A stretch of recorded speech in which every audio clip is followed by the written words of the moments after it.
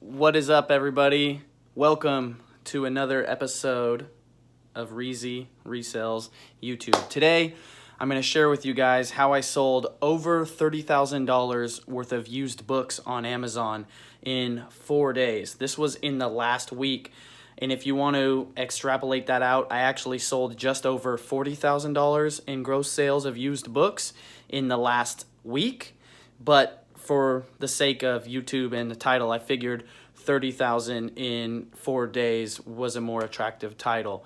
But I want you guys to know this is not normal. This is not the amount of books or the volume of sales that I do every day on Amazon. There's a couple things you need to know about this so that you guys can replicate it and learn from this as well. So first off, it's textbook season. What is textbook season? Textbook season is the time where the demand for buying books, specifically textbooks, peaks on Amazon. During this time period, the demand far outweighs the supply, and as such, the market increases on Amazon.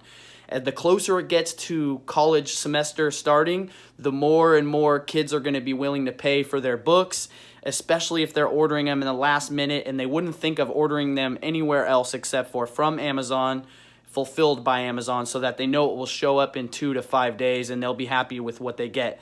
This is a huge advantage to Amazon sellers and specifically people selling FBA, but it's not normal. Like I said, a lot of these books that I'm selling right now for $20, $30, $40, $50, $100 actually sell for like $10 in the off season, and I'll get into that as well. So basically what happens is that we buy textbooks all year round. We use a software called eFlip. There's a link in the description for a free trial. You guys can check that out. What it does is it lets you search on Amazon using all kinds of search parameters in their own database to find textbooks or any books, but I'm specifically looking for textbooks that are lower priced than I know they could sell for during textbook season, or even just a disparity between the merchant fulfilled price and the FBA price, which will be much higher. FBA customers are always willing to pay a premium. So that's one way that we source books, is using eFlip software, but we're not sourcing them right now because right now it's time to sell books. The demand is so high that it's time to sell, not time to buy. Now, guess what happens? All the books that are available to be sold, as soon as the last college students get their books for school, the demand will drop like insane on textbooks. And when that demand drops and the supply stays the same, the prices have to come down. Then the prices will come down, and then that's when you can buy them off of Amazon using eFlip, and then you can resell them back on Amazon, preferably FBA, when the demand peaks, which happens twice a year like clockwork. So there's a couple things you need to know to take advantage of textbook season. For one, you need to understand sales rank and how that works. So please do me a favor and go to keepa.com, Keepa.com. It is free. There's a Chrome extension. If you want to sell on Amazon, you better have the Keepa extension installed in your Chrome browser. This adds a sales rank graph to every single product detail and offering page on Amazon, and it lets you see how it's been selling throughout time. The sales rank goes up, it gets worse, devoid of sales. Every time a sale hits or any amount of sales, boom, it shoots the rank down, closer to number one, down, better, lower number is better.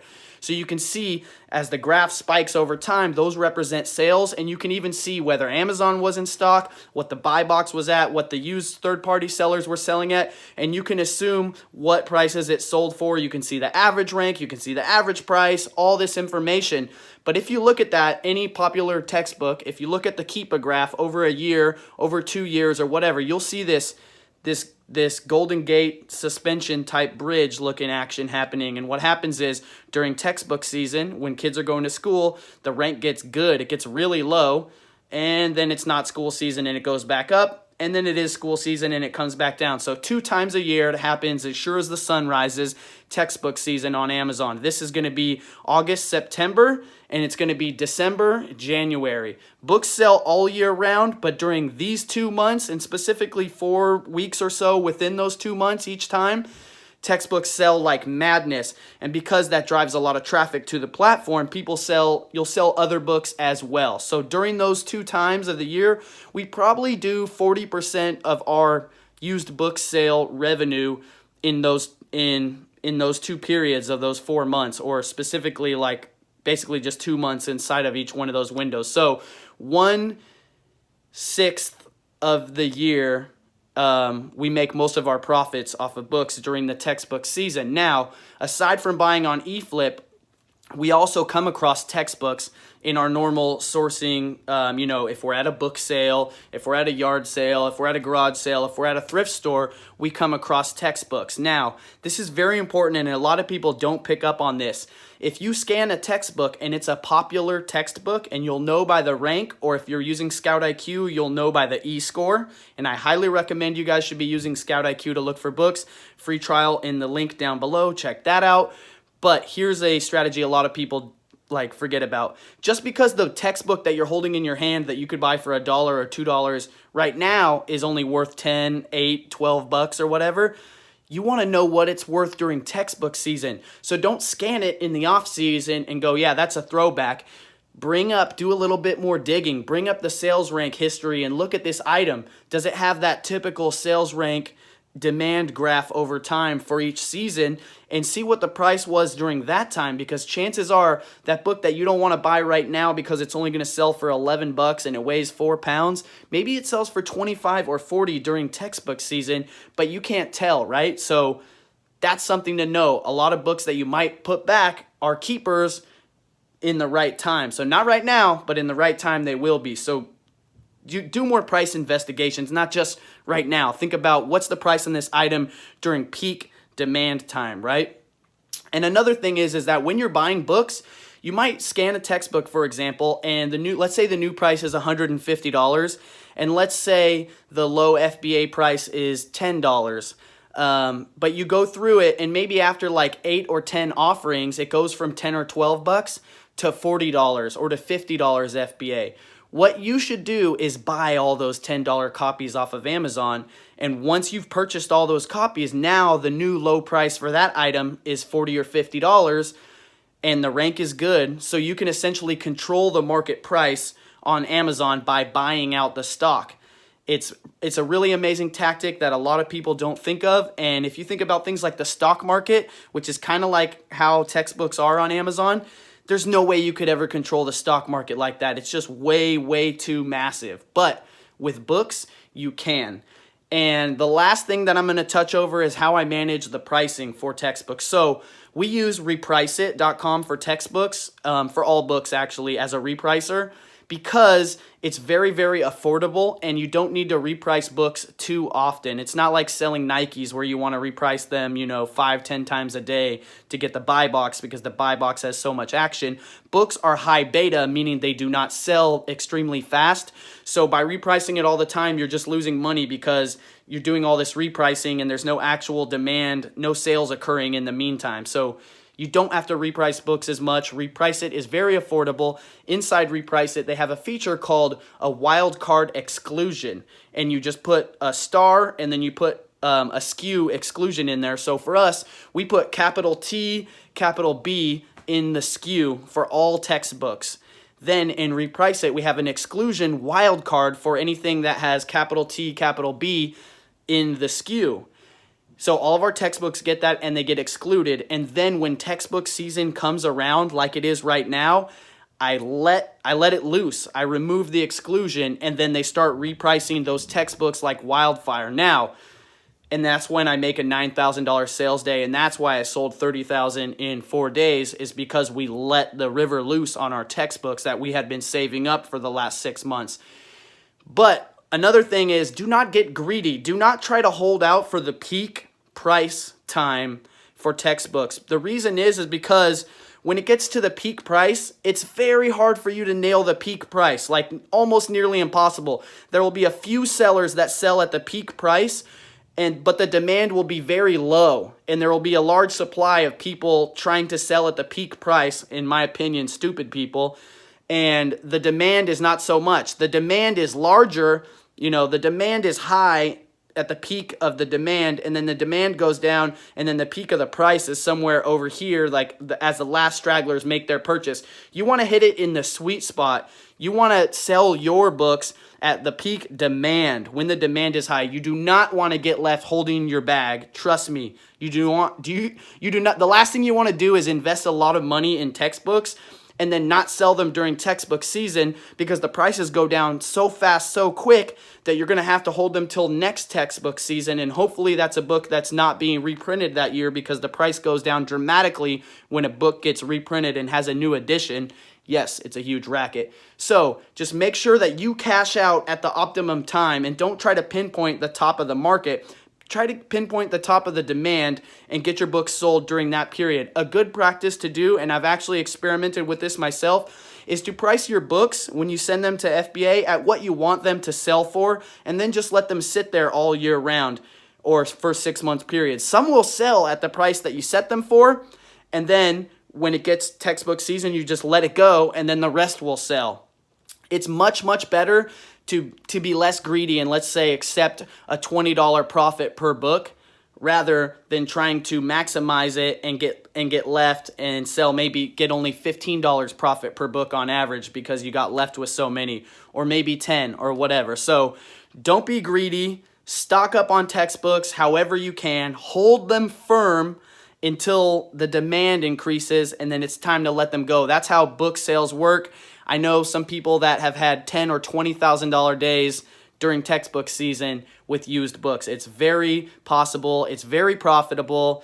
You just have to amass a large collection of textbooks. So do yourself a favor, take my advice, and do not underprice your textbooks, because if you sell your textbook in the off season, you're selling it to someone like me who's going to sell it during prime textbook season and make an extra $20, $40, $50 on that. So just please, guys, if you want to sell $5,000, $10,000, $20,000 a day in used books, it's going to happen during textbook season, and it's going to happen because you were holding out on your textbooks and not letting your repricer attack them until it was the optimum time.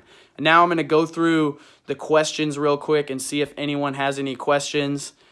Shout out to Yard Sale Hunter. Shout out to the Modern Scavenger. Shout out to Lee Morgan. He says eFlip was a game changer for him. Key Harris said they bought about $250 of books and sold $1,000 of them this month. Sammy over in Paris says, my problem as a former college student, I got books from college, but they're outdated. Colleges always ask for updated books. What do you do with them? So the outdated books sometimes are still worth money, because students know that the new version is $150, so they'll go get the older version for like $90. So make sure you check them out. But sometimes if you waited for too long, they're just not worth it anymore. And that's the problem with textbooks, is they're printed in 4-year cycles. So you want to know, check the textbooks that you have to see when they were published, to know if there's a new edition coming up soon or not. See if is it too late? I just started selling books. I haven't sent any textbooks in yet. It's never too late, but the demand is definitely waning already. The demand has passed peak for sure already for textbook season.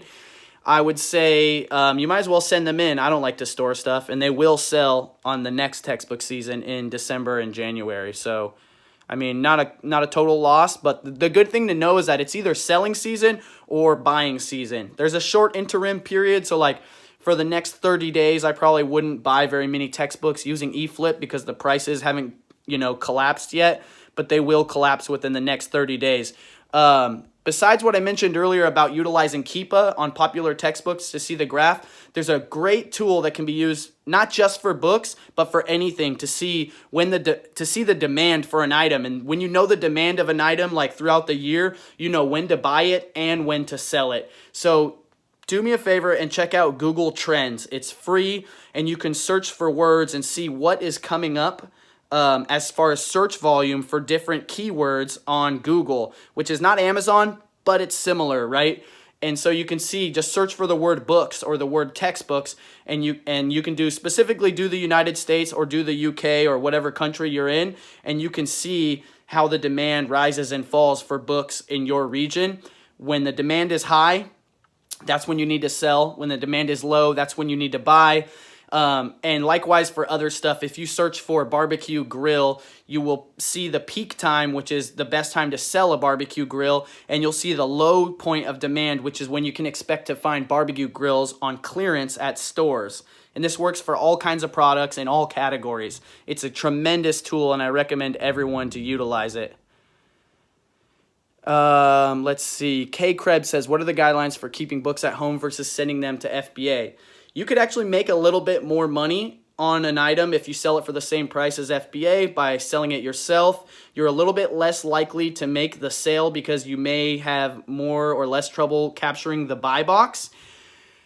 But personally, I hate wrapping books. I hate wrapping orders. I know I can make more money either doing this or sourcing more items instead of packing boxes. So if you want to save more money and maybe make a little bit more, do it yourself. There's actually a whole like certain category of books that are only worth like $8, $9, under $10 that it would be beneficial to sell those yourself, like, and make, you know, maybe make $3 a book instead of making 0. Like there's books that I don't buy because if I sell them FBA, I'll make less than $1, that if you sold merchant fulfilled at your house, you could maybe make $3, but it's up to you what you want to do. I don't want to wrap 100 orders a day. I don't want to store books locally. That's not the business model that I want to have. I'd rather pay my workers to pack shipments of books, to do online arbitrage, that type of thing. I feel like we're making more money with our hours spent doing that.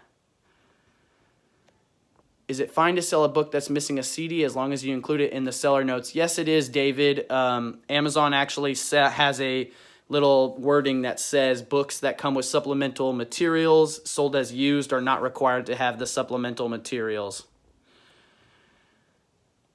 The Modern Scavenger says most books in Amazon Canada don't even have FBA offers. Well, that's a huge opportunity, the Modern Scavenger. It sounds like Amazon in the United States about 10 years ago, which is right when FBA came out, I think 10, 11, maybe 12 years ago. I started selling books the year before FBA came out, and when FBA came out, I went all in, and any book I touched was worth money because there was no FBA offers. So don't miss out on that huge arbitrage. How many workers you have getting everything? I have 2 full-time sourcing employees, and then I have 3 full-time warehouse workers packing off shipments. Reezy, you're back. Yeah, I'm back, and I shaved my head. For those of you that don't know, cue ball's in effect. I was going to make a video like, hey, I shaved my head, but I figured you guys could give a fuck less. You're here to learn how to make money, not how to see that I shaved my head. But I am launching a vlog channel today. I actually, as soon as I'm done with this, that's the next thing on my to-do list is go downstairs, set up a new YouTube channel for the family vlog stuff, and then start publishing videos and promoting it to you guys. I have 14 vlog videos from our Europe trip from London and Paris that I'm very excited to share with you guys. And I have another 10 or so videos already stacked up. So the goal for me is to launch the new vlog channel and publish 1 video a day, starting with the Paris series. So for the whole first month, do 30 videos a day. I would love to have your guys' support on the vlog channel. But yeah, that's pretty much it, guys. If you guys want to know more about selling books, please click up here to check out this video up here. This video is it's super boring and dry, but it's everything I know about how to sell books. Check that video out if you haven't, or even just listen to it on 2x. Please smash the like button. If you're not subscribed to the channel, what are you doing with your life? Just subscribe real quick. I appreciate it. Comment down below if there's anything you need to know, and I will see you guys on the next video. Peace out. Okay, wait, what? Just kidding. Bye, guys. Have a good day.